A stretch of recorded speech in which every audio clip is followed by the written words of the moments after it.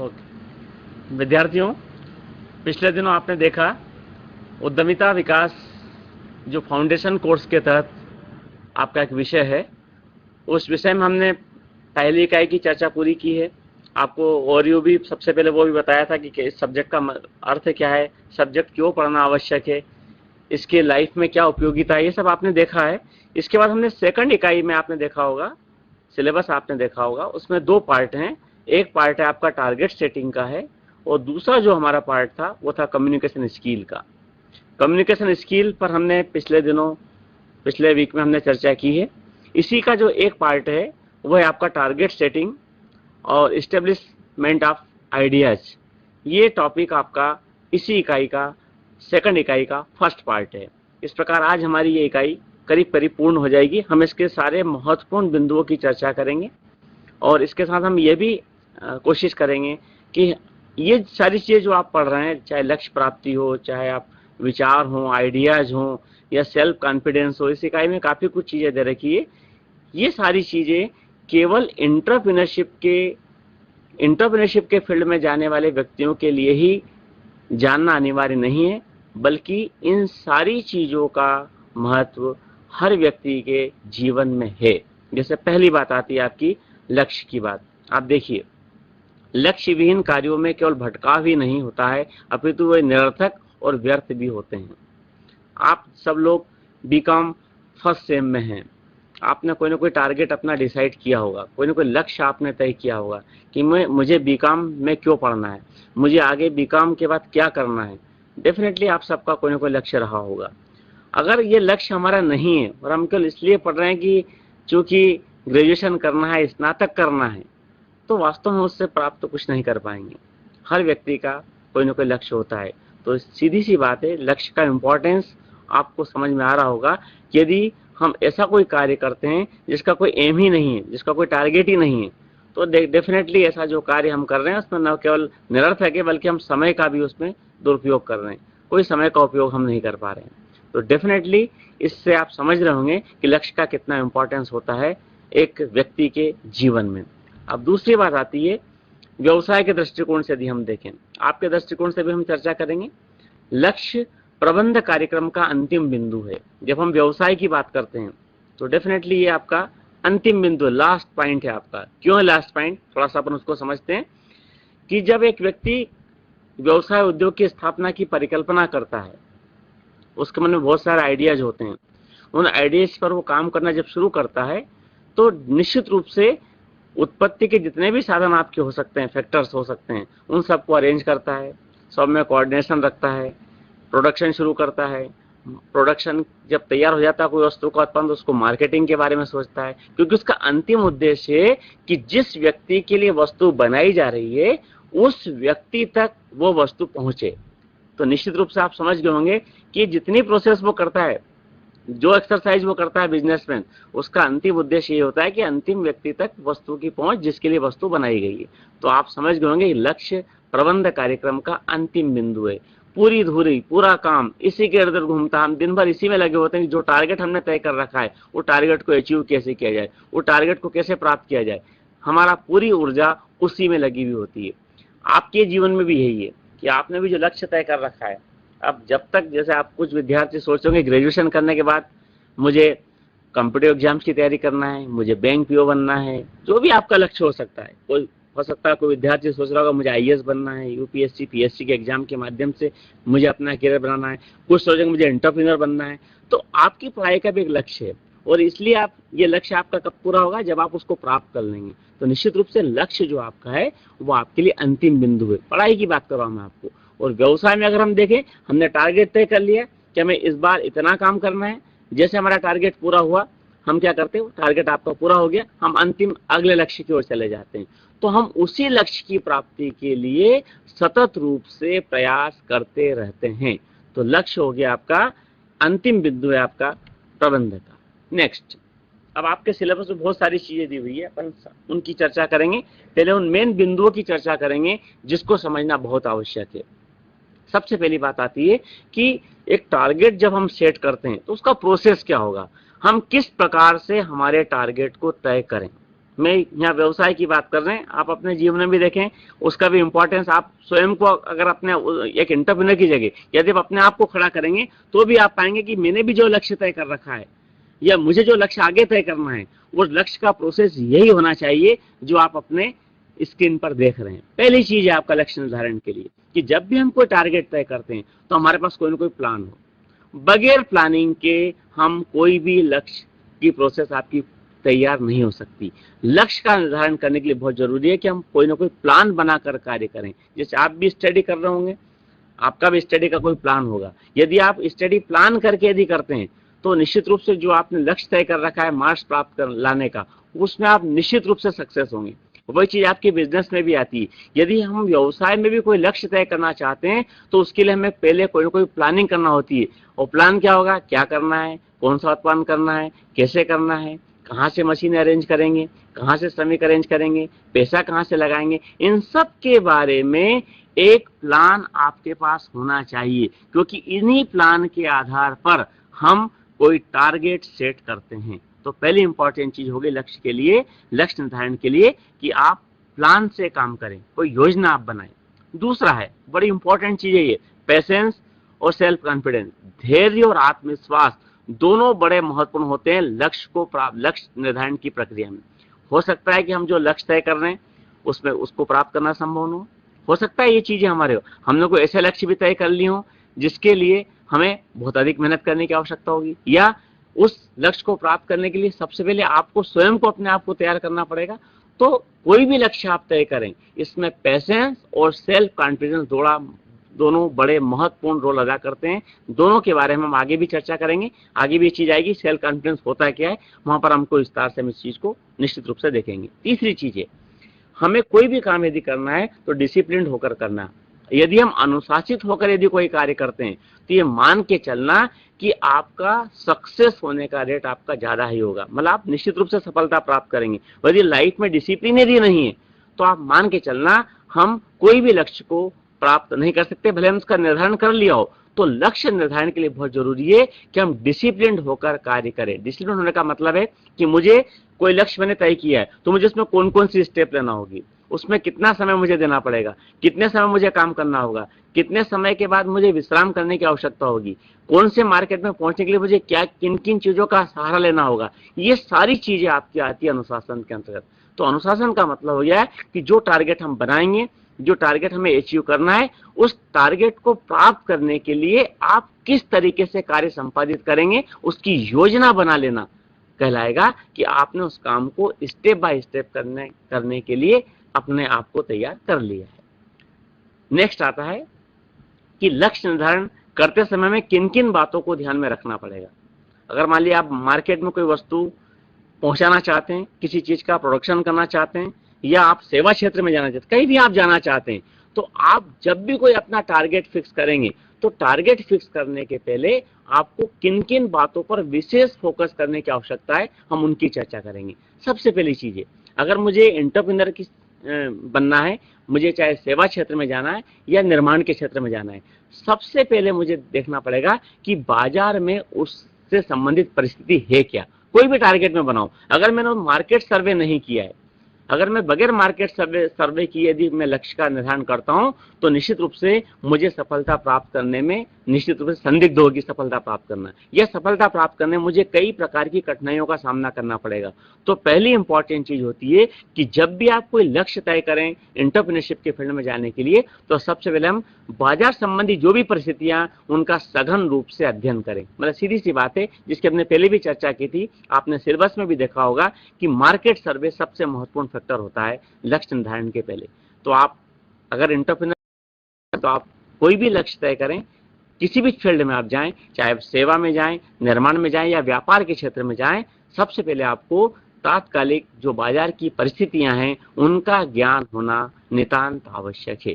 दूसरी बात कि आप जिस फील्ड में जाना चाहते हैं या जिस फील्ड में आप जाने के लिए आपने निर्णय किया है, उस फील्ड में कितनी प्रतियोगिता है। मतलब जिस जो आप प्रोडक्शन करेंगे या जिस सेवा में आप जा रहे हैं, जहां पर आप काम करेंगे, वहां पर पहले से कितने उस प्रकार के वस्तु के निर्माता या सेवा देने वाले मौजूद है, उनके बारे में भी आपको जानकारी रखना पड़ेगी। क्यों रखना पड़ेगी? क्योंकि वो जिस प्रकार की पॉलिसी अडॉप्ट करते हैं, कहीं ना कहीं हमें उस पॉलिसी को अपने यहाँ पर भी लागू करना पड़ेगा, या उन व्यक्तियों से कितने लोग संतुष्ट है और कितने लोग संतुष्ट नहीं है, उस चीज से आपको, कि जो लोग संतुष्ट नहीं है तो संतुष्ट नहीं होने के कारण क्या है। यदि आपने इन सबको जानने के बाद यदि आपने अपना लक्ष्य तय किया है, तो आप निश्चित रूप से उसको प्राप्त करने में सक्सेस होंगे। तीसरी बात आती है कि अगर मुझे लक्ष्य तय करना है, जैसे मैंने किसी वस्तु के निर्माण का तय किया है, और उस निर्माण को करने के लिए मुझे किसी प्रकार की टेक्निकल नॉलेज की भी आवश्यकता है, या तकनीकी ज्ञान उसका कितना उपलब्ध है, इसकी जानकारी भी प्राप्त करने की आवश्यकता है।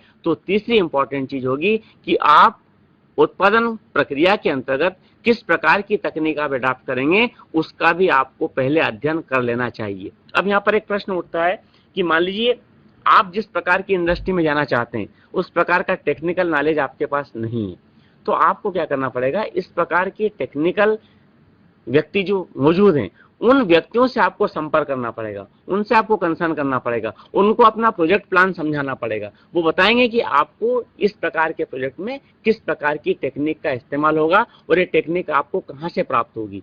तो तीसरी इंपॉर्टेंट चीज होती है लक्ष्य निर्धारण करने के लिए कि आप सारे तकनीकी पहलुओं का भी एक प्रकार अच्छे तरीके से अध्ययन कर लें, और उसके आधार पर ही आप तय करें कि आपका बिजनेस में लक्ष्य आपका होगा क्या। नेक्स्ट है आपका वस्तु की लागत, मूल्य और लाभ का अध्ययन। ये बड़ी इंपॉर्टेंट चीज है। आजकल क्या हो रहा है कि हम बगैर वस्तु की कास्ट को जाने, अगर हमने वस्तु की कास्ट का एनालाइज नहीं किया, मतलब प्लान तय करने के पहले, या उसके मूल्य की पॉलिसी मार्केट में किस प्रकार की है, उसका अगर हमने अध्ययन नहीं किया, या हमने ये अध्ययन नहीं किया कि उस प्रकार के बिजनेस में जो व्यक्ति इन्वॉल्व है, उनका लाभ का परसेंटेज किस प्रकार का है, वो किस प्रकार का लाभ गेन कर रहे हैं, उनकी मार्कशीट, उनकी बैलेंस शीट क्या बता रही है, इन सारी चीजों का हमें एनालाइज करना पड़ता है लक्ष्य निर्धारण के पहले। तो आप किसी भी चीज के प्रोडक्शन में जाएं, आप एक उसका टेंटेटिव, उस वस्तु की लागत को आप देखें, उसका प्राइस किस प्रकार डिटरमिनेट होता है, ये चीज का भी आप अध्ययन करें, और उस प्रकार की इंडस्ट्री में जो व्यक्ति हैं, उनको किस प्रकार का लाभ प्राप्त हो रहा है, उसका अध्ययन करना भी आपके लिए आवश्यक है। ये चीजें यदि आपने जान ली, समझ ली, और इसके बाद यदि आपने कोई अपना लक्ष्य तय किया है, तो निश्चित रूप से आप मान के चलना कि हम उस लक्ष्य की प्राप्ति में हम सफल निश्चित रूप से होंगे। आगे आता है, जब हम कोई लक्ष्य तय कर लेते हैं, आपने मान ली निर्माणी उद्योग में जाने का तय कर लिया, या सेवा उद्योग में जाने का तय कर लिया, या इंडस्ट्री में गए तो किस प्रकार की इंडस्ट्री में जाने का आपने निर्णय किया है, यदि आपने टारगेट तय कर लिया है, तो टारगेट को प्राप्त करने के लिए आपको दो प्रकार के चैलेंजेस आपके सामने आएंगे। एक होता है इंटरनल और दूसरा होता है एक्सटर्नल। मतलब एक वो जो व्यवसाय के अंदर के होंगे और दूसरे वे जो व्यवसाय के बाहर के होंगे। दोनों प्रकार के चैलेंजेस का सामना आपको अपने टारगेट्स के अंतर्गत करना ही पड़ेगा। अब देखिए प्रश्न यह उठता है कि इंटरनल चैलेंजेस होते क्या है, हम थोड़ा इसको समझें। जैसा नाम से स्पष्ट है, जो संस्था के अंदर के। मान लीजिए आपने किसी वस्तु के निर्माण का तय कर लिया, और निर्माण का तय करने के बाद जो आपने उत्पादन की जो प्रक्रिया आपने अडॉप्ट की थी, मान ली उसमें किसी प्रकार का कोई दोष है, मान ली उसकी प्रोसेस प्रॉपर नहीं है, या जिस प्रकार की टेक्निक की आपको आवश्यकता है वो आपको प्राप्त नहीं हुई, या जिस प्रकार के कर्मचारियों की आपको आवश्यकता है वो कर्मचारी आपको उपलब्ध नहीं हुए, या जितनी पूंजी आपको जहां लगाना थी उसका आप सही प्रकार से प्लान नहीं कर पाए। तो ये सारी परिस्थितियां आपकी होगी इंटरनल चैलेंजेस है, ये सारे अंदर के चैलेंजेस है। अब इन इंटरनल चैलेंजेस का सामना करने के लिए बहुत जरूरी है कि जब भी हम लक्ष्य का निर्धारण करें, तो इन सारी चीजों के बारे में अच्छे से यदि हमने जान लिया है, समझ लिया है, तो किसी प्रकार की समस्या नहीं होगी। जैसे फॉर एग्जांपल आपने तय किया कि मुझे रेडीमेड इंडस्ट्री में जाना है, तो आपको सबसे पहले देखना चाहिए रेडीमेड इंडस्ट्री में जाने के लिए किस प्रकार की प्रोसेस आपको अडॉप्ट करना पड़ेगी। दूसरी बात, तीसरी बात, आपको किस प्रकार के स्किल्ड लेबर लगेंगे, आपको वर्किंग कैपिटल के रूप में कितना पैसा इसमें लगाना पड़ेगा। यदि हमने सारी चीजों का यदि आपने अध्ययन कर लिया है और उसके आधार पर यदि आपने गोल सेट किया है, तो आपके सामने चैलेंजेस नहीं होंगे। परंतु यदि आपने इस प्रकार की इंडस्ट्री में जाते समय इन चीजों पर यदि आपने ध्यान नहीं दिया, तो आप मान के चलना कि समय समय पर आपको इस प्रकार की चुनौतियों का सामना आपको करना पड़ेगा। तो इंटरनल चैलेंजेस जो संस्था के अंदर के। अब अगली बात आती है बाह्य एक्सटर्नल चैलेंजेस क्या हो सकते हैं, मतलब वे चैलेंजेस जो संस्था के अंदर नहीं बल्कि बाहर के वातावरण के अंतर्गत आपको जिनका सामना करना पड़ेगा, वो आपके बाह्य चैलेंजेस होंगे। जैसे फॉर एग्जांपल, पहली इंपॉर्टेंट चीज है, यदि मान लिया आपने इंडस्ट्री लगाई है और पावर की प्रॉब्लम है, अब पावर की समस्या हो जाती है, जैसे इस बार बारिश किसी स्थान पे कम हुई है या आपका बिजली का प्रोडक्शन आपका कम मात्रा में हुआ है, तो एक बड़ा चैलेंज है। ये कौन सा चैलेंज होगा? बाहरी होगा, इससे भी आपको सामना करना पड़ेगा। परिवहन के साधन प्रॉपर उपलब्ध नहीं, जिसको अपन बोलते हैं इंफ्रास्ट्रक्चर आपका, ये बिजली है, गैस है, पानी है, ये सब आपकी एक्सटर्नल चैलेंजेस के अंतर्गत आते हैं। इन सब से भी एक इंडस्ट्रियलिस्ट को, एक उद्यमी को निरंतर रूप से उस प्रकार के चैलेंजेस का सामना उसको करना पड़ता है। जैसे पावर कट वाली प्रॉब्लम आपकी हो गई, ट्रांसपोर्टेशन वाली प्रॉब्लम होगी, सड़क की व्यवस्था आपकी प्रॉपर नहीं है, रेलवे की व्यवस्था अगर प्रॉपर आपके किसी कारण से नहीं हो पाई है, तो ये सारे आपके एक्सटर्नल चैलेंज हो सकते हैं। इन चैलेंजेस का भी आपको सामना करना पड़ेगा। या एक चैलेंजेस ये हो सकता है कि जब आपने इंडस्ट्री लगाई थी तब सरकार की पॉलिसी आपके फेवर में थी, पर कुछ समय बाद सरकार मान ली उस प्रकार की इंडस्ट्री को रोकना चाहती है, या उस प्रकार की इंडस्ट्री में अब लोगों को कम से कम लोग उसमें जाए, इस प्रकार का सरकार कुछ काम करना जा रही है, तो क्या होगा? सरकार की ओर से इस प्रकार के यदि ब्रेक लगेंगे तो वो भी एक प्रकार का आपका चैलेंजेस हो गया। जैसे टैक्सेशन यदि आपका हाई हो गया, टैक्स आप पे ज्यादा लग रहा है, ये आपकी एक्सटर्नल चैलेंजेस है, इसका आपको सामना करना पड़ेगा। तो ये सारे चैलेंजेस आपको निश्चित रूप से जब हम बिजनेस में जाते हैं तो इन चैलेंजेस से हमें करना ही पड़ेगा। तो दोनों प्रकार के चैलेंजेस क्या होते हैं, अगर आप इनको समझ लेंगे, जान लेंगे, ये इंडस्ट्री लगाने के पहले की बात आपको बता रहा हूं, यदि इन चैलेंजेस का सामना हमें कम से कम करना पड़े, इस प्रकार की समस्या हमारे सामने कम से कम आए, तो इनका मैं ठीक प्रकार से मैं अध्ययन अवश्य कर लेना चाहिए। एक एक्सटर्नल चैलेंज आपके सामने हो सकता है कि आप इंडस्ट्री में आप उसका जो एरिया बढ़ाना चाहते हैं, आप नए मार्केट में जाना चाहते हैं। अब जब नए मार्केट में आप जाना चाहते हैं तो वहां पर आपका कंज्यूमर का बिहेवियर क्या है, उसकी आपको स्टडी करना पड़ेगी। तो एक रूप से क्या हो गया, ग्राहक का अध्ययन, या ग्राहक भी एक प्रकार का आपका एक्सटर्नल चैलेंज है। उसकी रुचि, उसका किस प्रकार की वस्तु में उसका इन्वॉल्वमेंट ज्यादा है, किस प्रकार की वस्तु वो ज्यादा खरीदता है, नए मार्केट में गए तो वहां की परिस्थितियां क्या है, ये सारी आपकी एक्सटर्नल कंडीशंस हो सकती है। इन सारी कंडीशंस का आपको अध्ययन करना पड़ेगा। ये सारे चैलेंजेस समय समय पर एक एंटरप्रेन्योर के सामने आते हैं, जिसका उसको सामना करना पड़ता है। और किसी ने भी कहा है कि बगैर चैलेंज के किसी भी काम करने का आनंद नहीं है। एक सक्सेसफुल एंटरप्रेन्योर निश्चित रूप से इस प्रकार के चैलेंजेस का सामना करता है और उसको एंजॉयमेंट के रूप में लेता है। उसको ये वो मानता है कि ये मेरे लाइफ का एक पार्ट है, क्योंकि मैं इंडस्ट्री में आया हूं तो ये मेरे जीवन के साथ जुड़े हुए हैं, इनको मुझे फेस करना ही पड़ेगा। यदि आपने इन चैलेंजेस को इस रूप में लिया है तो क्या होगा, आप जो भी ऑब्जेक्ट आपने तय किया है उस ऑब्जेक्ट को आप प्राप्त करने में सक्सेस रहेंगे। तो दोनों प्रकार के चैलेंज आप ठीक प्रकार से जाने समझे। अब प्रश्न उठता है, आपके सिलेबस में यह भी दिया है कि लक्ष्य प्राप्ति के लिए प्रेरणा है, मोटिवेशन क्या होता है, मोटिवेशन कहां से मिलता है। हालांकि पहली इकाई में भी आपने पढ़ा होगा, कुछ मोटिवेशन संबंधी चीजें आपने देखी है, पढ़ी होंगी शायद आपने। मैंने भी पिछले 1 घंटे के व्याख्यान में आपको कुछ प्रेरणाएं बताई थी।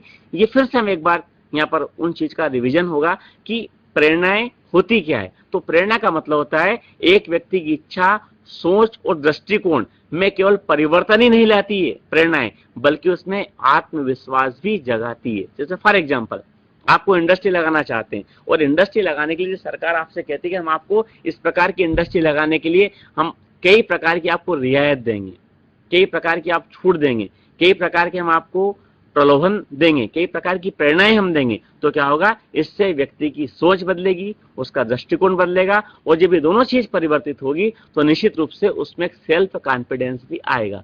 तो जो प्रेरणाएं होती है वो व्यक्ति की सोच और दृष्टिकोण में पॉजिटिव थिंकिंग लाती है, और इन सबसे क्या होता है, उसमें एक प्रकार का आत्मविश्वास आता है।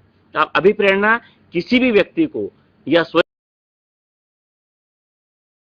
प्रेरित करने की क्रिया है। मोटिवेशन, अगर आपको मोटिवेशन मिलता है तो क्या होगा, जिस कार्य को करने के लिए आपने निर्णय किया है या जो कार्य आप करना चाहते हैं उस कार्य को आप ठीक तरीके से करने के लिए आप अभिप्रेरित होते हैं। किससे? उस प्रकार के मोटिवेशन से, उस प्रकार की अभिप्रेरणा से। तो अभिप्रेरणा किसी भी व्यक्ति को या आप स्वयं को किसी भी इच्छित कार्य के करने के लिए आपको अभिप्रेरित कर सकती है। और आप देखा होगा क्लासरूम में कई बार आपको अभिप्रेरणाएं मिलती है। अगर आपने कॉमर्स विषय लिया है तो अगर आपको ये मिल जाए कि कॉमर्स विषय में हमारे लिए ये संभावना है, यदि ये अगर आप जान लेते हैं तो एक प्रकार का आपका मोटिवेशन आपको मिलता है। आप समझते हैं कि मैं जो कुछ पढ़ाई कर रहा हूँ या कर रही हूँ, बीकॉम करने के बाद मेरे सामने ये विकल्प हैं, मैं इन विकल्पों में जा सकती हूँ, तो ये प्रेरणाएं आपकी हो सकती है। तो प्रेरणाएं अगर आपके पास प्रेरणा यदि आपको मिलती है तो निश्चित रूप से आप लक्ष्य को प्राप्त करने के लिए क्या होता है, आपके रास्ते खुल जाते हैं, दरवाजे आपके खुल जाते हैं। अब लक्ष्य प्राप्ति के लिए जो प्रेरणा होती है दो प्रकार की होती है, एक इंटरनल होती है और एक्सटर्नल होती है। अभी आपने देखा पिछले स्लाइड्स में आपने देखा होगा, फिर से मैं जा रहा हूँ, चैलेंजेस भी दो प्रकार के थे, इंटरनल और एक्सटर्नल। अब आप यहाँ पे हम आ रहे हैं कि जो प्रेरणाएं होती है, जो मोटिवेशन होते हैं, वो भी दो प्रकार के होते हैं, एक इंटरनल और एक एक्सटर्नल। इंटरनल का मतलब होता है जो आपके गुण, आपके जो व्यक्तिगत गुण है, आप क्या सोचते हैं ये आप पे निर्भर करेंगे, और जो व्यक्ति के अलावा समाज से, वातावरण से, उनसे जो चीजें हमें मिलती है वो आपकी बाह्य प्रेरणाएं होती है। अब अपन बात करते हैं कि इंटरनल प्रेरणाएं आपकी होती क्या है, इंटरनल मोटिवेशन हम किसे कहेंगे।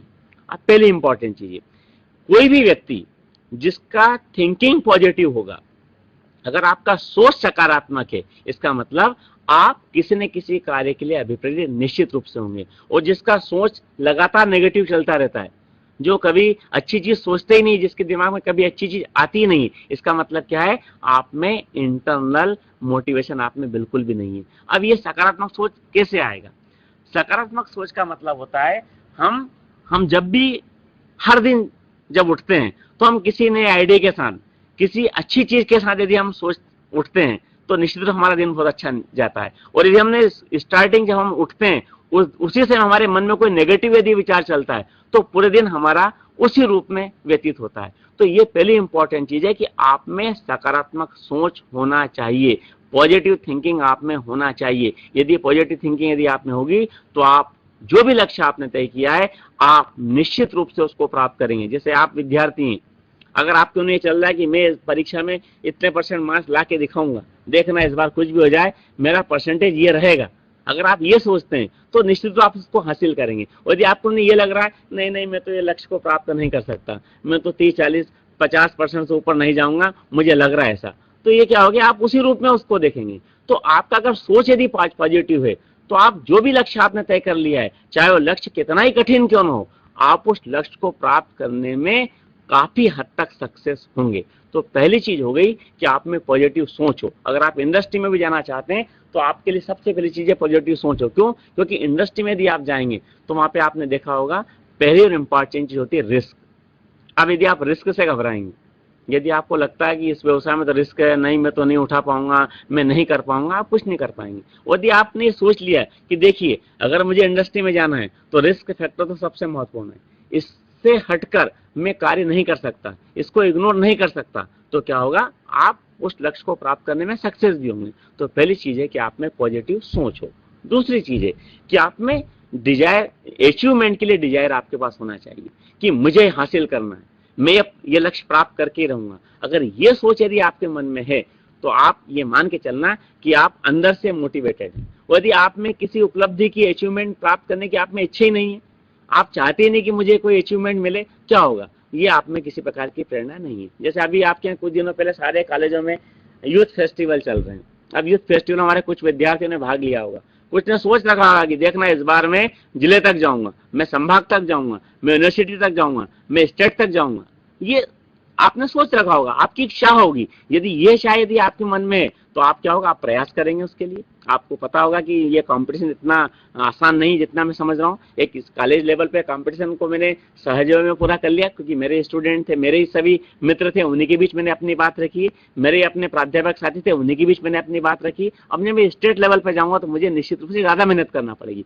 तो अगर आप में ये उपलब्धि की चाह है तो आप निश्चित रूप से उस अवार्ड को प्राप्त करेंगे, आप वहां तक पहुंचेंगे। वही चीज आपके बिजनेस में होती है कि एक बिजनेसमैन में भी यदि कुछ न कुछ उसको उपलब्धि करने की यदि उसमें इच्छा है, इसका मतलब वो मोटिवेटेड है, वो अपने लक्ष्य को प्राप्त करेगा। और जिसमें उपलब्धि की चाह ही नहीं है, जो किसी अचीवमेंट के बारे में सोचते नहीं, डिजायर ही नहीं है उसके बाद अचीवमेंट के लिए, वो व्यक्ति लाइफ में कुछ नहीं कर सकता। तीसरी चीज है व्यस्त रहने की चाह, हम बिजी रहने की चाह। देखिए व्यवसाय में क्या है, व्यक्ति व्यस्त रहता है, जॉब में भी व्यक्ति व्यस्त रहते हैं, पर व्यवसाय में व्यस्तता और ज्यादा होती है। क्यों होती है व्यवसाय में व्यस्तता? क्योंकि अगर आप किसी जॉब में तो आपके पास जो काम है आपने उस काम को पूरा कर लिया, ठीक है, छुट्टी हो गई हमारी। पर बिजनेस में क्या होता है, एक बिजनेसमैन के पास कई चीजें होती है। हो सकता है किसी दिन रॉ मटेरियल की प्रॉब्लम आ जाए, किसी दिन उसके सामने लेबर की प्रॉब्लम आ जाए, किसी दिन उसके पास मार्केट की प्रॉब्लम आ जाए, तो ये सारे काम उसके पास आते रहते हैं। तो उसके पास उसको ये सोचना है कि मेरी लाइफ अब बिजी है, ये समय मेरा व्यस्त रहने का है। अगर वो इस प्रकार की चाहे जो उसके मन में है, तो ये मान के चलना है कि वो अंदर से मोटिवेट है। और यदि मान लो उसमें व्यस्त रहने की चाह ही नहीं है, बिजी रहने की चाह नहीं है, वो तो 10 मिनट 15 मिनट काम करने के बाद फिर अपने दूसरे काम में व्यस्त, उस काम में उसका मन ही नहीं लगता, तो इसका मतलब क्या है, आप अंदर से मोटिवेट नहीं है। तो तीसरी चीज हो गई कि जिसमें व्यस्त रहने की चाह है, उस व्यक्ति में हम मानेंगे कि उसमें इंटरनल मोटिवेशन है। और लास्ट है सफल होने की इच्छा। हर आदमी कोई काम करता है तो उसकी इच्छा होती है मैं सफल हूं। सफल होने के लिए हर आदमी काम करता है। यदि आप में सफल होने की इच्छा है कि मैं ये अचीव करके, जैसे आपने अचीवमेंट की चाह थी, पर यहाँ क्या आप सफल होना चाहते हैं, मतलब केवल अचीवमेंट ही प्राप्त नहीं करेंगे, मतलब उससे ऐसा नहीं कि हमने एक बार कोई चीज अचीव कर ली तो हम घर बैठ गए, नहीं, मुझे और भी आगे तक जाना है, मुझे लाइफ को और ज्यादा सक्सेस बनाना है। अगर ये इच्छा यदि आपके मन में है तो इसका मतलब है कि आप अंदर से मोटिवेट हैं। तो ये 4 ऐसे फैक्टर्स हैं जो तय करते हैं कि आप में इंटरनल मोटिवेशन कितना है। अब अगली बात आती है बाह्य प्रेरणाएं। ये बाह्य प्रेरणाओं के पॉइंट को आप देखें, एक साथ देखें। मानसिक रूप से उद्यमी को तैयार करना, लक्ष्य चयन में मदद करना, धैर्य का विकास करना और उपलब्धि की चाह पैदा करना। ये सारी वे चीजें हैं जो हमें बाहर से भी मिलती है। जैसे फर्स्ट चीज है आपकी मेंटलिटी कैसे चेंज हो। अब आप देखिए फर्स्ट ईयर में आप और आप उद्यमिता विषय पढ़ रहे हैं, ये आपके सिलेबस में शामिल किया गया है। ये आपको अभिप्रेरित करता है, आपको मानसिक रूप से तैयार कर रहा है कि आपके पास कैरियर का एक विकल्प स्वरोजगार भी है। अभी इंटर्न अंदर वाली भावना नहीं है। जब हमने पढ़ लिया पूरे, हम जब इंटरप्रेन्योरशिप को फर्स्ट और सेकंड सेम में पढ़ लेंगे तो आपकी मेंटेलिटी, हो सकता है कुछ विद्यार्थियों की मेंटेलिटी बदल जाए कि नहीं सर मुझे किसी का काम नहीं करना है, मुझे तो लोगों को काम देना है। ये आपकी मेंटेलिटी बदल सकता है। तो ये आपको बढ़ाई प्रेरणा मिल रही है किसके माध्यम से, शिक्षा के माध्यम से। ये हो गया। लक्ष्य चयन करने में भी आपको मदद मिल सकती है। इसमें क्या लक्ष्य चयन करेंगे कि आप जब 5th सेम में आएंगे, 6th सेम में आप आएंगे तो आपको प्रोजेक्ट भी करना है। तो आप जब आप इस चीज की पढ़ाई कर रहे हैं एंटरप्रेन्योरशिप की, तो आप लक्ष्य भी तय कर सकते हैं कि मुझे आगे क्या करना है। और ये जब आप करते हैं तो आप में धैर्य का विकास होगा। पेशेंस कैसे आएगा, आपके पास यदि एक विकल्प है कि मैं ये काम कर सकता हूं, मैंने इस काम की तैयारी कर ली है, तो आप में क्या होगा, एक पेशेंस आएगा, धैर्य आएगा। और जब ये सब कुछ आ जाएगा तो आप उस टारगेट को अचीव करने के लिए आप लगे रहेंगे, मन से, दिल से लगे रहेंगे। वही चीज आपके बिजनेस में होती है कि एक व्यक्ति को जब एंटरप्रेन्योर बनना चाहता है तो मानसिक रूप से तैयार करने के लिए क्या होता है, अनेक प्रकार के मार्गदर्शन कार्यक्रम आयोजित होते हैं। आपने देखा कई प्रकार के ट्रेनिंग प्रोग्राम चलते हैं। एक दिन का प्रोग्राम अवेयरनेस प्रोग्राम होता है, एंटरप्रेन्योरशिप डेवलपमेंट प्रोग्राम होता है, मैनेजमेंट बेस्ड प्रोग्राम होते हैं, सफल एंटरप्रेन्योरशिप टॉक होती है, चर्चाएं होती है। ये सब क्या होता है, एक उद्यमी को मानसिक रूप से तैयार करते हैं कि हम करियर के विकल्प रूप में हम इसका चयन भी कर सकते हैं। और ये सब चीजें क्या होती है, जब वो एंटरप्रेन्योर से मिलता है, किसी इंडस्ट्री जो आपकी ऐसी एजेंसी से मिलता है जो व्यवसाय उद्योग लगाने में उसको हेल्प करती है, जैसे जिला व्यापार उद्योग केंद्र हो गया, खादी ग्रामोद्योग बोर्ड हो गया, एमएसएमई संस्थान है, जो आप 5वीं इकाई में आप पढ़ेंगे। जब आप इन संस्थाओं के संपर्क में आते हैं तो यहाँ पर कई प्रकार के एक्सपर्ट उपलब्ध होते हैं। वो एक्सपर्ट आपको आपके लक्ष्य के चयन करने में आपको मदद करते हैं। तो ये हो गया आपकी बाह्य प्रेरणा हो गई। अब जब आप लक्ष्य चयन करने में आपको मदद मिलती है तो आप में एक प्रकार का पेशेंस का विकास, धैर्य का विकास होता है। क्योंकि आदमी देखिए जल्दी से उत्तेजित क्यों होता है, जब वो कोई लक्ष्य तय कर लिया प्राप्त नहीं कर पाता, बगैर सोचे समझो कोई लक्ष्य आपने तय कर लिया, आप उसको प्राप्त नहीं कर सके, आप में धैर्य नहीं रहेगा, आपका पेशेंस नहीं होगा, आप बिजनेस के बारे में नेगेटिव चीजें सोचना शुरू कर देंगे। पर जब हम मानसिक रूप से हमें तैयार कर दिया गया है, हमें लक्ष्य चयन करने में हमें मदद मिल गई है, तो निश्चित रूप से क्या होगा, हमें एक प्रकार का पेशेंस का डेवलपमेंट होता है। और जब ये सब सारी चीजें हो जाती है तो हम क्या करते हैं, हमें कोई ना कोई टारगेट को अचीव करने के लिए हमें एक चाह पैदा होना शुरू हो जाती है कि मैंने जो कुछ मुझे तैयार किया गया है, जो कुछ मैंने लक्ष्य तय कर लिया है, इन सब के आधार पर जो टारगेट है मैं उसको प्राप्त करूंगा। तो ये सारी चीजें जो बाहरी आपकी एजेंसी है, जिसमें सरकार भी बड़ा रोल अदा करती है, सरकार कई प्रकार की सब्सिडी प्रदान करती है। आप 5वीं इकाई में आप पढ़ेंगे कई प्रकार की सब्सिडी मध्य भारत सरकार और स्टेट गवर्नमेंट के द्वारा प्रदान की जाती है, जिसमें कैपिटल सब्सिडी होती है, ब्याज की सब्सिडी होती है, कुछ साल तक आपको टैक्सेशन में छूट मिलती है। ये सारी वे चीजें हैं जो आपको बाहर से अभिप्रेरित करती है कि आप व्यवसाय में आइए। अगर आप व्यवसाय उद्योग, ये सारी चीजें आपको सुविधा के रूप में उपलब्ध होगी। तो जब ये सुविधा जब आपको मिलेगी तो क्या होगा, आपको एक प्रकार का एक्सटर्नल मोटिवेशन मिलता है इन सारी चीजों के माध्यम से। ये था आपका लक्ष्य तय करते समय हमें क्या क्या ध्यान रखना है, और सिलेबस में जो कुछ था मैंने आपको शार्ट में संक्षेप में उन चीजों को बताया जो परीक्षा के दृष्टिकोण से भी इंपॉर्टेंट है, और अगर आप एंटरप्रेन्योर बनना चाहते हो तो भी आपके लिए इंपॉर्टेंट है। अब आता है आपके बाद आइडियाज की। देखिए, बिजनेस की शुरुआत कहां से होती है? वास्तव में व्यवसाय की शुरुआत होती है आइडियाज से। आपके मन में क्या चल रहा है, अगर आपके मन में जो कुछ चल रहा है यदि उसको हम व्यवसाय में कन्वर्ट कर लें तो इसका मतलब हो गया कि जो विचार आपके मन में था उसने उड़ान बिंदु का काम किया। आप उससे उड़ेंगे, क्योंकि वो जो आइडिया था आपका, उस आइडिया को आपने किससे जोड़ दिया? अपने व्यवसाय से जोड़ दिया है। तो किसी भी व्यवसाय की शुरुआत, किसी भी उद्यम की शुरुआत एक विचार से होती है, आइडिया से होती है। अब अगर आपसे ये कहा जाए कि आप बिजनेस कीजिए, अब बिजनेस तो बहुत सारे होते हैं। आप कहेंगे साहब बिजनेस तो बहुत सारे हैं, 100 प्रकार के, 2000 प्रकार के, 3000 प्रकार के बिजनेस है, कौन सा बिजनेस करना है? अगर आप ये सोचेंगे, ये कोई आइडिया नहीं है। फिर आपने सोचा कि मैं इस बिजनेस में जाना चाहता हूं और ये काम में, मैं इस बिजनेस में ये नया मैं काम करूंगा, ये मेरे पास एक आइडिया है। अगर मैं इस आइडिया पे काम करूंगा तो मैं अन्यों से अलग नजर आऊंगा। तो अगर इस प्रकार के आइडिया यदि आपके मन में हैं तो क्या होगा, आप उस आइडियाज को अपने अर्थ से जोड़ेंगे, और जब उसको अर्थ से जोड़ेंगे मतलब आपने उसको व्यवसाय से जोड़ दिया, और जब आपने व्यवसाय से जोड़ दिया तो निश्चित रूप से आप मान के चलना कि आपका जो लक्ष्य होगा लाभ प्राप्त करने का, या मुझे व्यक्तियों की, सही व्यक्ति को सही वस्तु पहुंचाने का, जो भी आपका लक्ष्य है, आप उस लक्ष्य को प्राप्त करके रहेंगे। तो विचारों की स्थापना के 2 चरण है। पहला चरण है कि आपके मन में किसी चीज का इमेजिन आए, आप उसकी परिकल्पना करें कि मुझे ये करना है, मुझे ये करना है। अब आपके मन में बहुत सारे आइडियाज हो सकते हैं, 10 आइडिया आपके मन में, 10 आइडिया में से फिर आपको क्या करना पड़ेगा, जो आपने आइडिया सोच रखे उनका आपको मूल्यांकन करना पड़ेगा।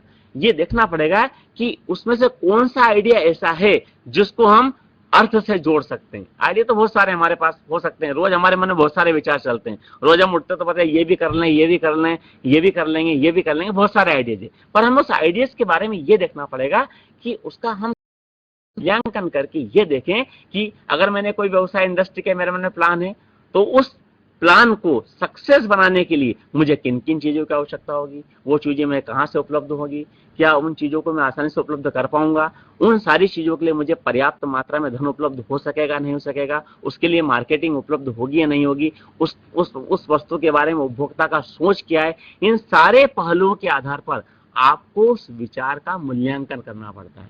और जो व्यक्ति अपने विचारों का इस प्रकार से मूल्यांकन करता है और उसके बाद यदि व्यवसाय लगाता है तो आप मान के चलना उसके सफल होने की संभावना ज्यादा होती है। आप आगे की इकाई जो 3rd इकाई है, 3rd इकाई में चैप्टर आप पढ़ेंगे कि जब आप प्रोजेक्ट बनाएंगे, प्रोजेक्ट भी जब आपके मन में कोई आइडिया जाता है तो आप उसके आधार पर कोई प्रोजेक्ट बनाते हैं, उस प्रोजेक्ट में भी आप पढ़ेंगे, वहां पर विस्तार से इस चीज को देखेंगे कि जब आपने कोई प्रोजेक्ट बनाया है तो प्रोजेक्ट को हम प्रैक्टिकली उसका वैल्यूएशन किस प्रकार से करें, किस प्रकार से हम ये देखें कि वो आर्थिक रूप से कितना कारगर साबित होगा वो हमारा प्रोजेक्ट। तो वहां पर हम इसको डीपली पढ़ेंगे कि किस प्रकार से आपने अपने आइडियाज को प्रोजेक्ट में तब्दील किया है, तो उसका हम मूल्यांकन किस प्रकार से करें। यहाँ तक आप संक्षेप में ये जाने कि विचार किस प्रकार से आते हैं और विचार के चरण आपके क्या होते हैं।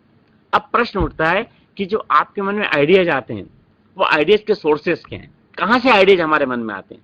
आइडिया ऐसा नहीं कि कोई नींद में हमने कोई सपना देख लिया वो हमारा आइडिया हो गया, हमें आइडियाज मिलते कहां से हैं। तो आइडियाज के जो आपके सोर्स हैं वो सोर्स आप देखेंगे। पहला सोर्स है आपका वर्तमान उद्यम। जैसे मान लीजिए अगर आप कोई एक इंडस्ट्री में, हमारी छात्राएं बैठी हैं, अब ये चाहती कि मुझे साहब फैशन डिजाइनिंग में जाना है या मुझे ब्यूटिशियन के कोर्स में जाना है, ब्यूटिशियन के फील्ड में मुझे जाना है, तो आप कोई आइडिया मिलेगा किससे, जो एग्जिस्टिंग आपका एंटरप्रेन्योर उससे मिलेगा। आप देखेंगे हमारे नगर में काफी इस टाइप का काम करने वाले हैं, इनके यहाँ काफी भीड़ लगी रहती है, व्यवसाय बहुत अच्छा चलता है, चलो इनसे कुछ चर्चा कर लें। जब हम उनसे चर्चा करते हैं तो हमारे मन में जो बहुत सारी चीज चलेगी, ये भी करना है, ये भी करना है, ये भी करना है, ये भी करना है। हम उन 3-4 प्रकार के व्यवसाय में से किस व्यवसाय पर काम करें, उसके लिए हमें ज्यादातर इसके आंसर मिलते हैं हमारे वर्तमान एंटरप्रेन्योर से। इसीलिए आप देखिए जब कोई भी आपके कॉलेज में अगर इस टाइप का फंक्शन हो, अगर आप नगर में इस प्रकार का आपका फंक्शन हो, तो जब कभी भी एंटरप्रेन्योरशिप की टॉक होती है, जब एंटरप्रेन्योरशिप के प्रोग्राम्स होते हैं, तो उसमें क्या होता है, कुछ एंटरप्रेन्योर से भी टॉक की जाती है, एंटरप्रेन्योरशिप से कुछ सक्सेसफुल एंटरप्रेन्योरशिप से आपसे चर्चा करवाई जाती है। तो जब वो चर्चा करते हैं, तो चर्चा से क्या होता है, हमारे मन में भी कुछ व्यावसायिक विचार आने लगते हैं। तो व्यावसायिक विचार आने का पहला यदि कोई स्रोत है, आपका सोर्स है, तो आपका एग्जिस्टिंग आपका एंटरप्रेन्योर। दूसरा आपका कस्टमर। कई बार अपन चर्चा करते हैं, कस्टमर कई बार नए आइडियाज देता है, हम उन आइडियाज पे यदि काम करना शुरू कर दें, तो वो उस विचार को भी आपने क्या दे दिया, व्यवसाय रूप दिया। जैसे एक कस्टमर के पास आप गए और वो किसी प्रोडक्ट के बारे में बोलता है कि अगर इस प्रोडक्ट में अगर ये चीज यदि और होती तो ये प्रोडक्ट और ज्यादा अच्छा बनता और खूबसूरत लगता, यदि इस प्रोडक्ट में यदि एक चीज और इन्वॉल्व हो जाती तो ये प्रोडक्ट और अच्छा लगता है। जैसे आपने सुना होगा रेडियो टेप रिकॉर्डर, पहले रेडियो चला करता था। जब ग्राहकों ने आइडिया दी कि यार रेडियो पे तो क्या होता है, प्रोग्राम 1-2 घंटे 3 घंटे के लिए आता है, इसका तो हमारे रेडियो स्टेशन बंद हो जाते हैं, अब उस समय में हम कहाँ से उन चीजों को मनोरंजन हमारा कर पाए। तो नया आइडिया है कि हम रेडियो के साथ टेप रिकॉर्डर जोड़िए। ये चीज है, आइडिया है आपका। तो कई बार क्या होता है, कस्टमर हमें कुछ आइडिया देता है कि अगर इस चीज में ये हो जाए तो और अच्छी बन जाएगी। तो हम अगर सतत ग्राहक के संपर्क में हैं, तो निश्चित रूप से मान के चलना कि हमारे मन में कुछ अच्छे आइडियाज आएंगे, और उन आइडियाज को यदि हमने मूर्त रूप दे दिया तो हमारा वो व्यावसायिक विचार बन जाएगा। तीसरी चीज आती है आपकी सरकार। सरकार भी आइडिया देती है। जैसे फॉर एग्जांपल, सरकार मान ली किसी इंडस्ट्री विशेष को लगाने के लिए कई प्रकार की छूटें देना शुरू कर दे, कई एजेंसियां स्थापित कर दे जो आपको गाइड करने के लिए तैयार हो। जब हम इनके संपर्क में आते हैं, तो हमारे मन में आता है कि यार ये भी एक अच्छा प्रोजेक्ट हो सकता है, इस प्रोजेक्ट पे यदि हम काम करेंगे तो हमें ज्यादा फायदा मिल सकता है। जैसे अभी वर्तमान में हम बताए फूड प्रोसेसिंग, फूड प्रोसेसिंग पे सरकार ने अलग से अपनी मिनिस्ट्री बना रखी, अलग से सारे इनके विभाग बना रखे हैं। अब अगर मान लीजिए उस इंडस्ट्री के अधिकारियों के संपर्क में, उस एजेंसी के अधिकारियों के संपर्क में यदि हम आते हैं, तो क्या होगा, हमें वहां से कई आइडियाज मिलते हैं कि अगर हम इस प्रकार से अगर ये हम काम करेंगे तो मैं फूड प्रोसेसिंग के माध्यम से न केवल पैसा कमा सकता हूं, बल्कि एक अपने ग्राहक के लिए मैं ऐसा प्रोडक्ट उपलब्ध करा सकता हूं जो उनकी सेहत के लिए भी ज्यादा अच्छा हो। तो ये चीजें हैं। तो सरकार भी अपनी नीति, अपनी पॉलिसी के माध्यम से कई आपको विचार देती है, और उन विचारों पर हम काम करते हैं तो निश्चित रूप से हमें उससे लाभ मिलता है। अगला आता है वितरण श्रृंखलाएं, जो डिस्ट्रीब्यूशन चैनल्स होती है, मतलब जिनके माध्यम से हम वस्तु उपभोक्ता तक पहुंचाते हैं। वे चैनल्स भी क्या करते हैं, आपको आइडियाज देते हैं। क्यों देते हैं आइडियाज? क्योंकि आप तो अपनी इंडस्ट्री में बैठे हैं, आप तो अपने ऑफिस में बैठे हैं, या जहां पर से आप अपनी वस्तु बेच रहे हैं वहां पर आप बैठे हैं, पर आपका कस्टमर तो बहुत दूर तक बैठा है। हो सकता है कि आप कोई प्रोडक्ट बना रहे हैं अपने नगर में, और उस प्रोडक्ट को खरीदने वाला 400, 500, 1000 किलोमीटर की दूरी का कोई कस्टमर उस वस्तु को आपका लाइक करता हो।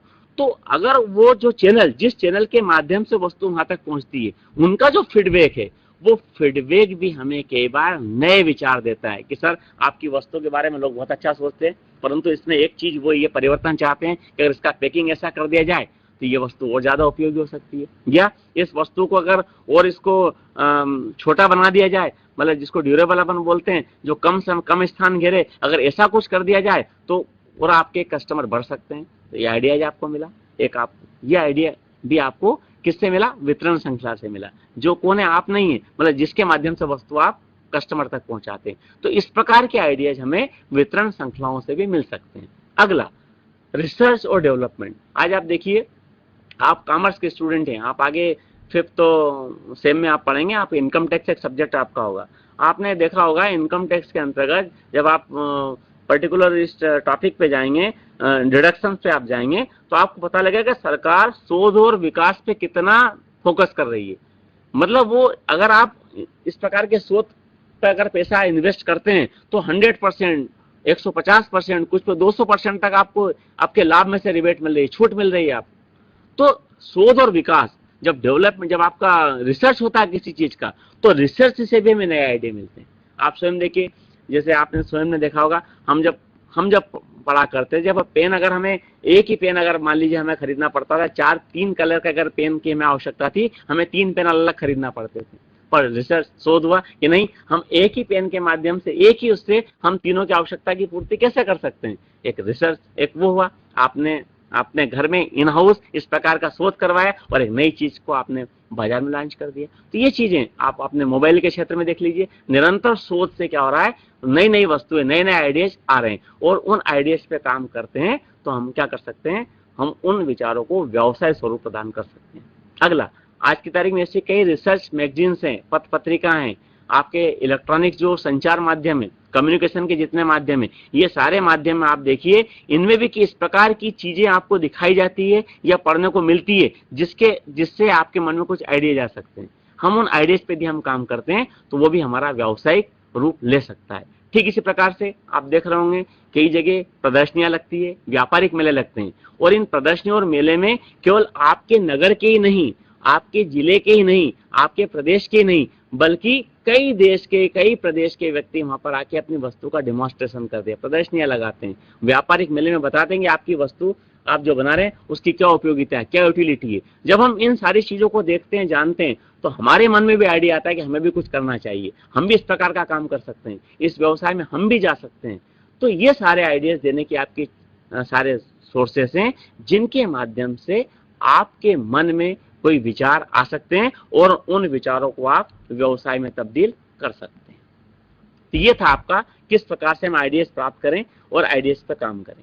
अब बारी यहाँ पर ही आती है, हम कई बार जब आइडियाज पे काम करना शुरू भी कर देते हैं तो कई प्रकार की समस्या हमारे सामने आती है। हालांकि आपने समस्याओं को भी देख लिया है, अब मैं ज्यादा विस्तार में हम यहाँ नहीं जाएंगे, बहुत संक्षेप में हम इसको जानेंगे। उद्यमी जब अपने लक्ष्य को पाना चाहता है तो कई प्रकार की चुनौतियों समस्याओं का सामना करता है। इन समस्याओं और चुनौतियों के रूप में स्वीकार करने पर उद्यमी की क्षमता में वृद्धि होती है। मतलब सीधी बात है, अभी आपने बहुत सारे चैलेंजेस पीछे देखे, इंटरनल और एक्सटर्नल, उनकी चर्चा फिर से हम नहीं करेंगे। हम यदि उन समस्याओं को चैलेंजेस के रूप में यदि लेंगे तो हमारी कैपेसिटी बढ़ेगी, हम अधिक क्षमता से काम करेंगे। और यदि हम उस समस्या को समस्या के रूप में बना रहने देंगे तो क्या होगा, हम हमारा जो लक्ष्य है वो लक्ष्य को प्राप्त नहीं कर सकते। क्योंकि समस्या के बारे में कहा गया है कि 3 प्रकार के नेचर के व्यक्ति होते हैं। एक वे होते हैं जो समस्याओं में विश्वास करते हैं, ठीक है, एक समस्या है, 4 आ जाए उसके बाद इसको हल करेंगे। कुछ क्या करते हैं, समस्याओं दूसरों के लिए पैदा करते हैं। और कुछ व्यक्ति ऐसे होते हैं जो समस्याओं का तत्काल निदान ढूंढते हैं, तत्काल उसे चैलेंज के रूप में लेकर उसे हल कर लेते हैं। एंटरप्रेन्योर बनने के लिए इसी प्रकार के व्यक्ति की आवश्यकता होती है कि आपके सामने जो भी समस्याएं आए उस समस्या के बारे में तत्काल सोचे, जाने और उसका निराकरण करें। अब अगर हमारे सामने कोई व्यावसायिक समस्या है तो उनके समाधान करने के लिए हमें क्या करना चाहिए, या वे समस्याएं हमारे सामने आए ही नहीं, अगर हम ऐसा कुछ करना चाहते हैं तो हमें निम्न चीजों पर विशेष फोकस करना पड़ेगा। आपके सामने आप देख रहे होंगे, सबसे पहले हमारे पास प्लान प्रोग्राम होना चाहिए, सुविचारित योजना हमारे पास हो। अगर हमारे पास सुविचारित योजना है, प्री प्लान यदि हमारे पास प्रोग्राम है तो हम समस्याओं से बच सकते हैं। और हमारे पास प्री प्लान योजना ही नहीं है तो हम निश्चित रूप से हम समस्या से लड़ नहीं रही हैं, समस्या को चैलेंज के रूप में नहीं ले रहे हैं, बल्कि समस्या अपने आप की बढ़ा रहे हैं। तो सबसे पहली चीज होती है कि आपके पास सुविचारित कार्यक्रम हो। इसीलिए देखिए, जब आप जुलाई माह में आपने महाविद्यालय में एडमिशन लिया होगा, कुछ विद्यार्थियों ने जुलाई माह में जब सिलेबस जान लिया तो उन्होंने अपना प्रोग्राम बना लिया होगा, पढ़ाई का प्लान, कि मुझे इस महीने में ये पढ़ना है, इस दिन ये पढ़ना है, इस दिन मुझे इस चीज की पढ़ाई करना है, इस सप्ताह में ये चीज मुझे तैयार कर लेना है। अगर इस प्रकार से हम प्रोग्राम बनाकर यदि हम काम करते हैं तो हम समस्या हमारे सामने कम आएगी, और ये समस्या होगी तो भी हम उसका समाधान ढूंढ लेंगे। वही चीज आपकी व्यवसाय में भी होती है कि हम प्री प्लान प्रोग्राम बनाए, प्री प्लान कार्यक्रम बना के यदि हम किसी चीज को वो करते हैं तो हमारे सामने समस्या नहीं होती। दूसरा है मानव संसाधन प्रबंधन। देखिए, यहाँ सबसे ज्यादा समस्या होती है व्यवसाय में। जिन व्यवसायों में मानव संसाधन का प्रयोग सबसे ज्यादा होता है वहां पर ये एक बड़ी प्रॉब्लम होती है। तो हमें मानव संसाधन का ठीक तरीके से मैनेजमेंट करना है। यदि हमने ठीक तरीके से मैनेजमेंट कर लिया कि कितने मुझे स्किल लेबर की आवश्यकता होगी, कितने अनस्किल्ड की होगी, कितने सेमी स्किल्ड की होगी, कहाँ से मुझे लेना है, इन सब के बारे में यदि मेरा प्लान तैयार है तो क्या होगा, हमें किसी प्रकार की समस्या नहीं होगी। कुछ व्यवसाय ऐसे होते हैं सीजनल होते हैं, सीजन विशेष में हमें ज्यादा मानव संसाधन की आवश्यकता होती है। उसका यदि हमने पहले से प्लान तैयार कर लिया है तो क्या होगा, हम उस समस्या का तत्काल निदान ढूंढ लेंगे। इसी प्रकार से उत्पादन का भी नियोजन आपको करना पड़ता है। यहाँ पे बहुत सारी प्रॉब्लम होती है। ऐसी इंडस्ट्री जहां पर उत्पाद कई प्रोसेस में होकर गुजरता है, वहां पर आपको क्या करना पड़ेगा, उसका ठीक प्रकार से प्लान करना पड़ेगा। कि ऐसा नहीं कि दूसरी प्रोसेस में जब कोई माल जाता है तो पता चला पहली प्रोसेस से जो माल जा रहा है उसकी स्लो स्पीड है, सेकंड वाला आपका जो स्टेप है, सेकंड वाली जो प्रोसेस है वो ठीक तरीके से काम नहीं कर रही है, तो आगे की जितनी प्रोसेस है आपकी प्रोडक्शन की, वो सारी प्रोसेस आपकी क्या होगी, वो आपका ठीक तरीके से काम नहीं करेगी और आपके सामने समस्या उठ खड़ी होगी। किसकी? वर्क इन प्रोग्रेस आपके सामने ज्यादा हो सकता है, या बाजार में डिमांड ज्यादा है पर आपका वस्तु का निर्माण नहीं हो रहा है। ऐसी कई समस्या आपके सामने आ सकती है। तो हम ठीक प्रकार से हमारे प्रोडक्ट का यदि हम प्लानिंग कर लेते हैं तो हमारे सामने समस्या नहीं होती। तकनीकी समझ, जिस प्रकार का उत्पादन आप कर रहे हैं उसमें किस प्रकार की टेक्नोलॉजी लगेगी, यदि आपने उसका अच्छे से अध्ययन कर लिया है, या उस प्रकार के एक्सपर्ट से यदि आपने सलाह ले ली है, यदि या उस प्रकार के एक्सपर्ट यदि लगातार आपको लगते हैं, तो आपने क्या उन व्यक्तियों को अपने यहाँ पर हायर कर रखा है, उनको आपने अपने यहाँ पर काम में लगा रखा है। यदि ये सारी चीजें आप कर लेते हैं तो आप क्या होगा, आप समस्या का निदान तत्काल कर लेंगे। अन्यथा क्या होगा, टेक्निकल प्रॉब्लम्स आती रहेंगी और टेक्निकल प्रॉब्लम्स आने की वजह से कई प्रकार की समस्याएं बिजनेस में उठ खड़ी होगी। ठीक इसी प्रकार से विपणन, मार्केट की स्टडी बहुत जरूरी है आज की तारीख में। हम कोई भी प्रोडक्ट यदि बनाते हैं तो सबसे पहले हम ये देख लें कि उसका मार्केट कहाँ होगा। मार्केट की डीपली स्टडी करना बहुत आवश्यक है। यदि हम बगैर मार्केट का अध्ययन किए यदि किसी उत्पाद के बारे में सोचते हैं, परिकल्पना करते हैं, बना लेते हैं, तो हो सकता है कि हमें वांछित परिणाम प्राप्त न हो।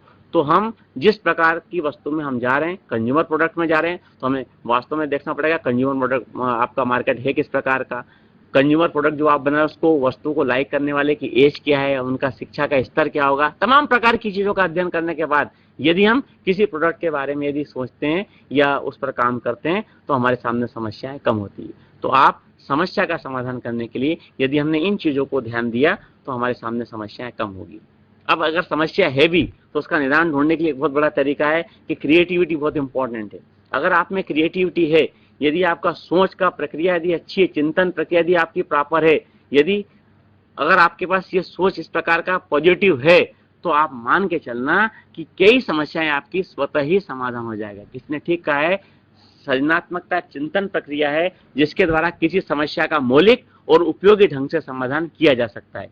अब क्रिएटिविटी होती क्या है, किसको बोलते हैं क्रिएटिविटी, थोड़ा सा आप समझें। यदि आपके मन में कोई आइडिया आता है, किसी नई वस्तु बनाने की के मन में अगर आपके मन में कोई विचार आते हैं, अगर ये विचार आपके मन में है, इसका मतलब आपका जो पॉजिटिव है, आपका जो थिंकिंग है वो पॉजिटिव है। और जब आप इस प्रकार का सोच यदि आपके पास है तो आप कई समस्याएं जो आपको आएंगी उन समस्याओं से आप तत्काल निदान प्राप्त कर सकते हैं। और आज की तारीख में बिजनेस में जाने के लिए क्रिएटिविटी बड़ा महत्वपूर्ण रोल अदा करती है।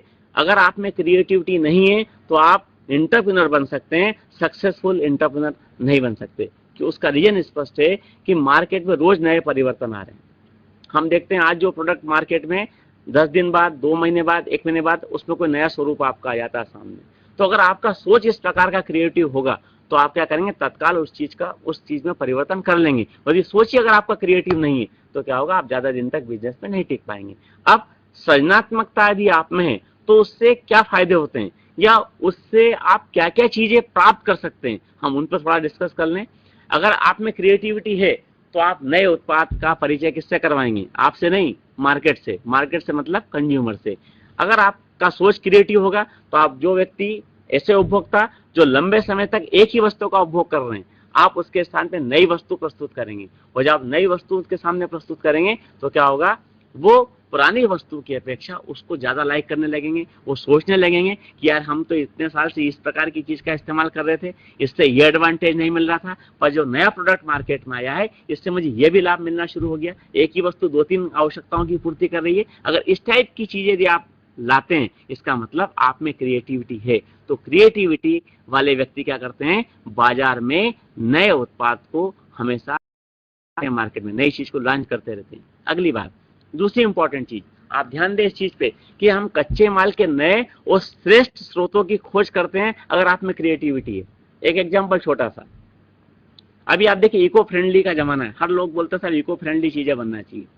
अब इको फ्रेंडली चीज बनेगी इसका मतलब क्या हो गया, हम जो उस वस्तु को जो पहले से जब बना रहे थे तो अभी तक परंपरागत तरीके का जो रॉ मटेरियल हम यूज कर रहे थे उसके स्थान पे हमें क्या करना पड़ेगा, कोई नए श्रेष्ठ स्रोत पर हमें जाना पड़ेगा, ताकि एक व्यक्ति जो सोच रहा है उस सोच को हम पूरा कर सके। क्योंकि किसी ने कहा है आज की तारीख में वस्तु नहीं बिकती है, व्यक्ति जो चाहता है, जो उसकी इच्छा है, जो डिजायर कर रहा है, जिसकी वो चाह रखता है, उस चाह को हम बेच रहे हैं। यदि आपने ये कर लिया इसका मतलब आप सक्सेस हैं।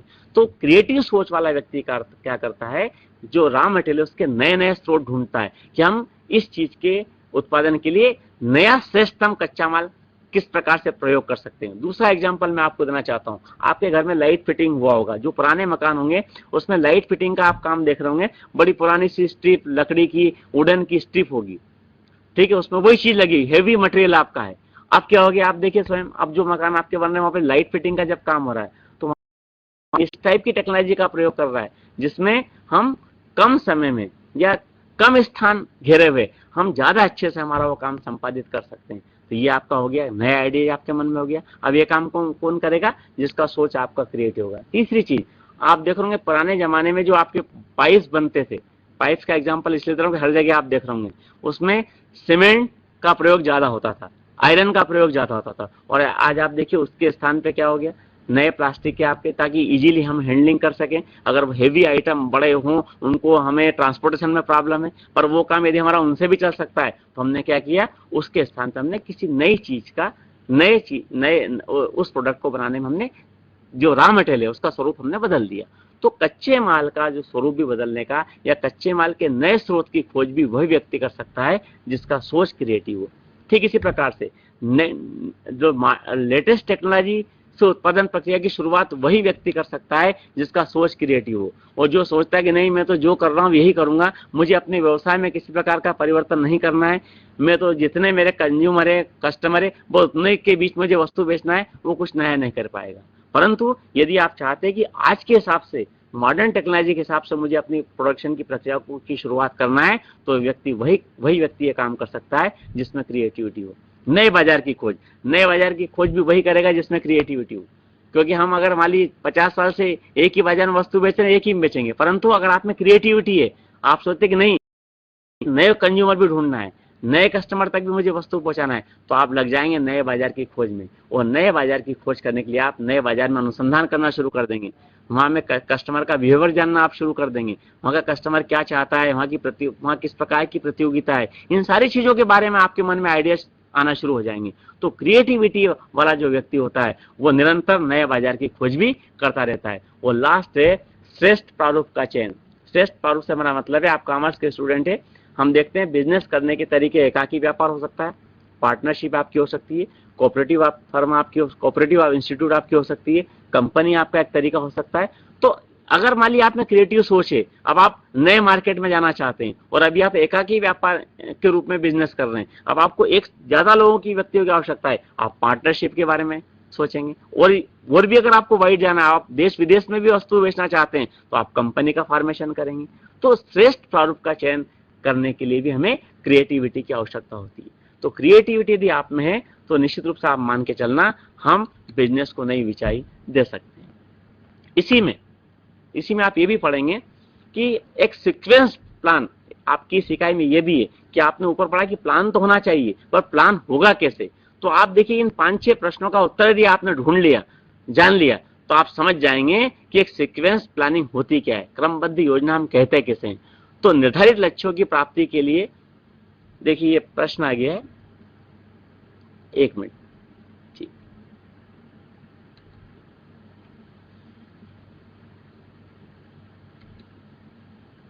यस, निर्धारित लक्ष्य जो आपके हैं उनको प्राप्त करने के लिए आपको क्या करना पड़ेगा, एक प्लान, एक नियोजन करना पड़ेगा। अगर आप क्रमबद्ध नियोजन करना चाहते हैं तो आपको इन प्रश्नों के उत्तर ढूंढना है। पहला प्रश्न क्या करना है, पहले आप ये ढूंढिए। जैसे मान लीजिए आपसे कि साहब इंडस्ट्री में जाना है, आपको स्वरोजगार में जाना है, तो पहले आप ये तय करो आपको करना क्या है, आप किस फील्ड में जाना चाहते हैं। आप इंडस्ट्री में जाएंगे मतलब स्वयं प्रोडक्ट बनाएंगे, कि बनाए बनाई वस्तु बेचेंगे, या आप सेवा सेक्टर में जाएंगे, पहले आप ये तय कीजिए। ये तय करने के बाद फिर आप इसका प्लान करेंगे। तो पहले आपको क्या करना है ये तय कीजिए, फिर आप क्यों करना चाहते हैं, मतलब क्यों से मेरा मतलब है आप लाभ के लिए काम करना चाहेंगे, ये आपका प्रायोरिटी हो सकती है, परंतु आपका दूसरा उद्देश्य क्या है कि मुझे ग्राहकों तक वस्तु पहुंचाना है, मुझे ग्राहकों की सेवा करना है, ये भी एक आपका एक ऑब्जेक्ट हो सकता है। तो आप वो काम क्यों करना चाहते हैं ये आप तय कीजिए। किसे करना है, किसे करना है मतलब किन किन लोगों की सहायता की आपको आवश्यकता होगी, ये भी आपको तय करना पड़ेगा।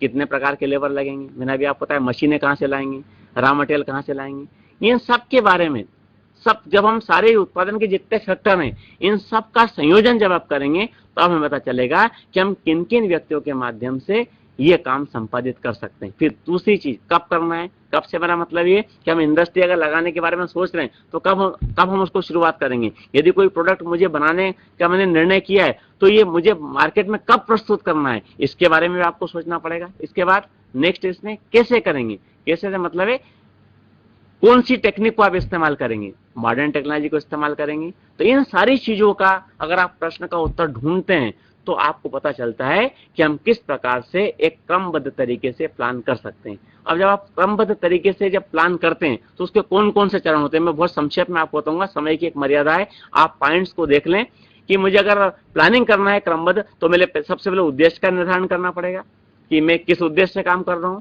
मुझे उस उद्देश्य को पूरा करने के लिए मुझे कौन कौन सी नीतियां बनाना पड़ेगी, तो आप नीतियां बनाएंगे। नीतियां बनाने के बाद आपका वर्क कल्चर क्या होगा, कार्य पद्धतियां क्या होगी, वो आपको तय करना पड़ेगी। कार्य पद्धति तय करने के बाद आप यह तय करेंगे कि जो आपने योजना बनाई है उस योजना का मूल्यांकन आपको करना पड़ेगा, मतलब आपको वास्तव में लाभ प्राप्त तो होगा या नहीं होगा। और यदि आपने एक से अधिक योजना बना रखी है तो उसमें से श्रेष्ठ कौन सी है इसका चयन आपको करना पड़ेगा। उप योजनाएं आपको बनाना पड़ेगी, आपको तमाम प्रकार की योजनाओं का क्रम तय करना पड़ेगा, किस योजना में किस काम में कितना समय लगेगा, समय का निर्धारण आपको करना पड़ेगा, योजनाओं का क्रियान्वयन आपको करना पड़ेगा और साथ में फॉलो अप भी करना।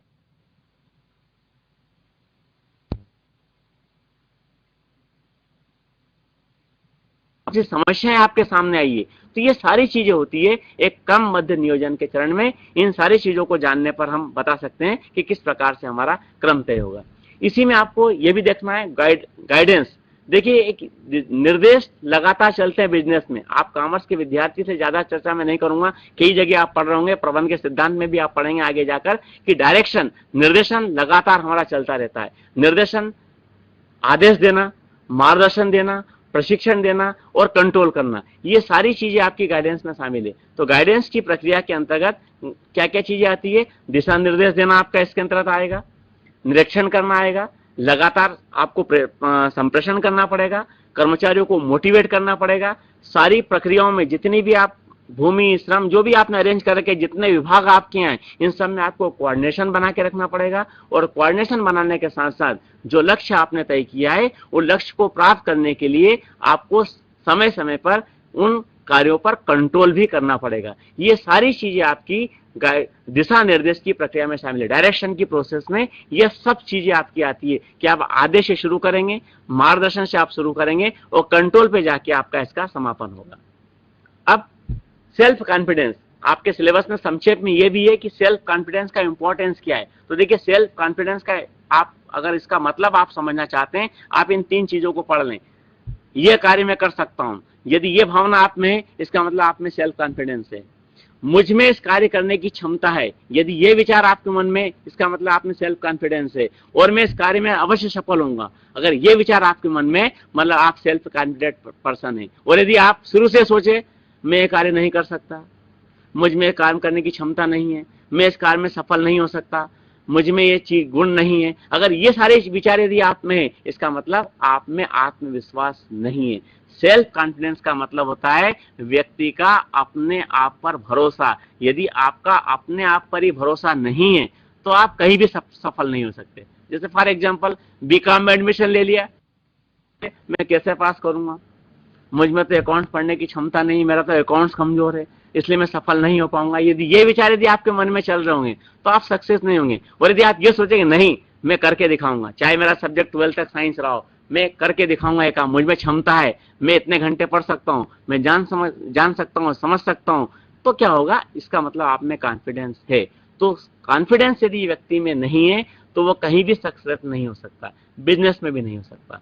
तो आप उपरोक्त बातों पर विचार करें, अगर आप में ये सब चीजें हैं तो आप में आत्मविश्वास है। अब आप देखिए आत्मविश्वास का विकास होता कैसे, आत्मविश्वास किस व्यक्ति में होता है। संक्षेप में, अगर आपका पॉजिटिव थिंकिंग है मतलब आप में सेल्फ कॉन्फिडेंस है, अगर आप में उपलब्धि की चाह है, आप कुछ अचीव करना चाहते हैं, मतलब आप में आत्मविश्वास है। यदि आप में पेशेंस है, मतलब आप में सेल्फ कॉन्फिडेंस होगा। और यदि आप में पेशेंस नहीं होगा, आप छोटी छोटी चीज पर चिढ़ जाएंगे, नाराज हो जाएंगे, मैदान छोड़ देंगे, ये सारी चीजें आपकी शुरू हो जाएगी। तो सेल्फ कॉन्फिडेंस का विकास करने के लिए पेशेंस का होना आवश्यक है। यदि आपका जो सोच है, अगर आप साहसिक दृष्टिकोण है आपका, आप में सांस लेने की क्षमता है, आप ये मन में आपके विचार है कि अगर मुझे किसी भी फील्ड में जाना है, मुझे थोड़ा सा सांस तो रखना पड़ेगा, यदि ये अप्रोच यदि आपकी है, मतलब आप में सेल्फ कॉन्फिडेंस है। यदि आप में लक्ष्य को प्राप्त करने के लिए आप लगातार प्रयास करते हैं, मतलब आप में सेल्फ कॉन्फिडेंस है। यदि आप ये चाहते हैं कि आपका जो मित्र है उससे आप ज्यादा नंबर लाने की इच्छा अगर आपके मन में है कि नहीं मैं इससे ज्यादा नंबर लाऊंगा, मतलब आप में सेल्फ कॉन्फिडेंस है। तो दूसरों से प्रतियोगिता में सफल होने की इच्छा यदि आप में, इसका मतलब आप में सेल्फ कॉन्फिडेंस है। और लास्ट है स्वॉट विश्लेषण। आप स्वॉट विश्लेषण करके भी जान सकते हैं कि आप में सेल्फ कॉन्फिडेंस का लेवल कितना है। स्वॉट का मतलब है, अपन आगे की इकाई में इसको पढ़ेंगे। स्वॉट का मतलब है, एस का मतलब है अपनी स्ट्रेंथ को जाने, आप अपनी वीकनेस को जाने, आप ये देखें कि आपके लिए अपॉर्चुनिटी कहां कहां पर है और आपके लिए कौन कौन सी चुनौतियां आपके सामने हो सकती है। इन सारी चीजों के आधार पर हम आत्मविश्वास हम में डेवलप कर सकते हैं।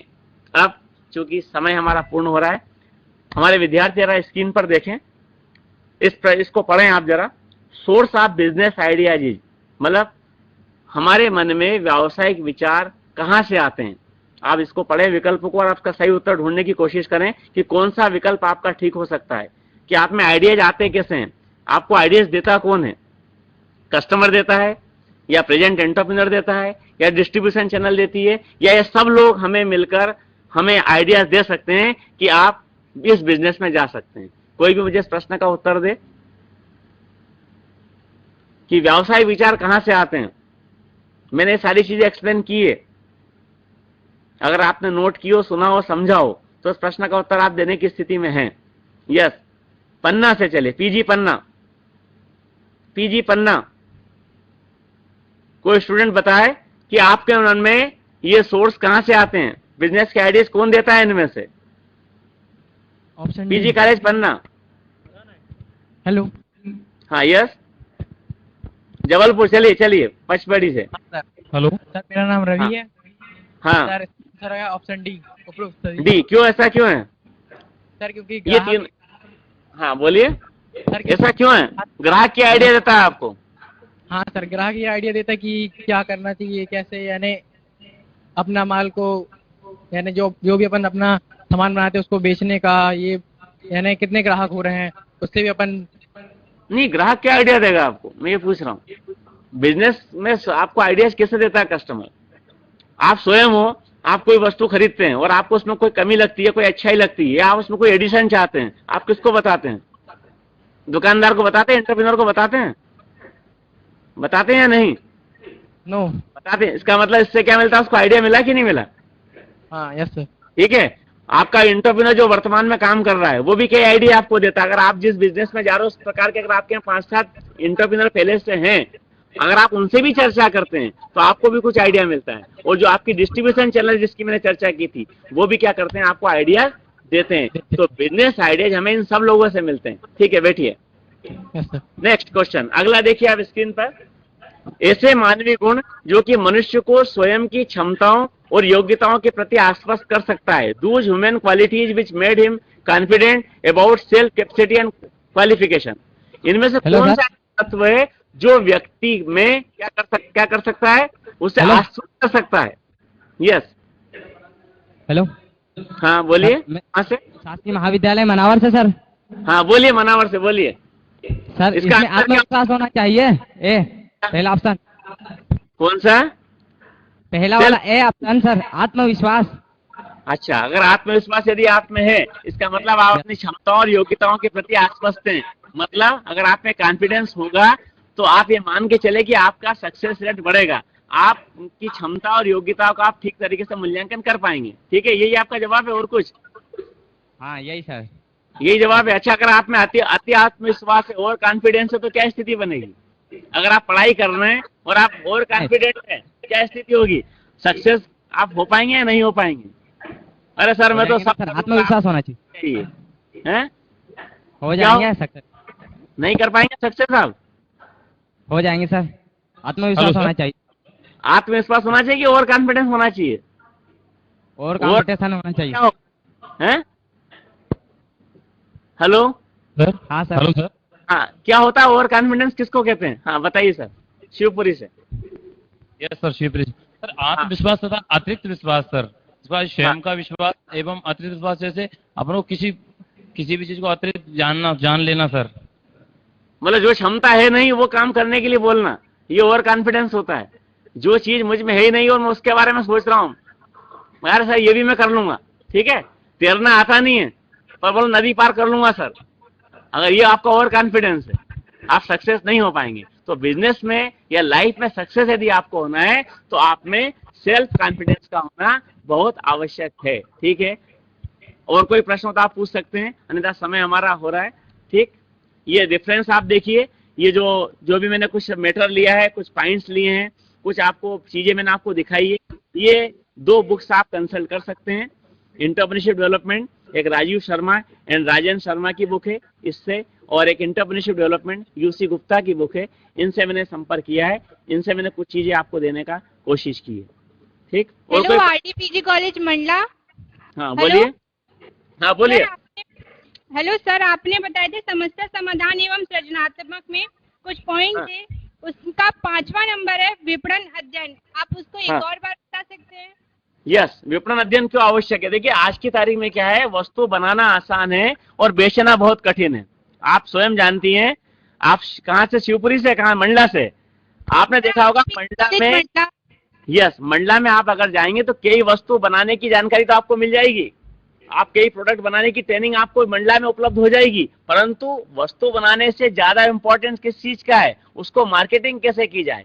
यदि आपने मार्केटिंग के सारे पहलुओं को ठीक तरीके से नहीं जाना, नहीं समझा, तो आपके सामने कई समस्या उठ खड़ी होगी। जैसे आपने बगैर मार्केट को देखे आपने वस्तु का प्रोडक्शन शुरू कर दिया और बाद में पता चला कि उस प्रकार की वस्तु बनाने वाले पहले से 15 व्यक्ति नगर में मौजूद थे। इसका मतलब क्या है, आपका स्टडी प्रॉपर नहीं था मार्केट के संदर्भ में। तो अगर हमें बिजनेस में जाना है, यदि हम चाहते हैं कि हमारे व्यवसाय में कम से कम समस्याएं आए या हम समस्याओं से बिल्कुल दूर रहें, तो आपको पहला फोकस करना पड़ेगा मार्केट पर, कि मार्केट के पूरे कॉन्सेप्ट को आप समझे, जाने कि मार्केट क्या बोलता है, कस्टमर क्या चाहता है, कस्टमर की नीड किस प्रकार की, आपकी वस्तु के बारे में क्या सोचता है। अगर हम इन सारी चीजों के आंसर यदि ढूंढ लेते हैं तो ये मान के चलना कि हमारे सामने समस्याएं नहीं होंगी या कम होंगी, ठीक है। थैंक यू हेलो सर, शासकीय महाविद्यालय मनावर से। अब समय और हो रहा है, क्योंकि बीएससी की क्लास शुरू होने वाली है, ठीक है। अगली बार अपन इस पर चर्चा करेंगे, जब थर्ड हाँ। इकाई की जब हम बात करेंगे तब आप जरूर प्रश्न पूछिएगा। Thank you. हाँ थैंक यू सर।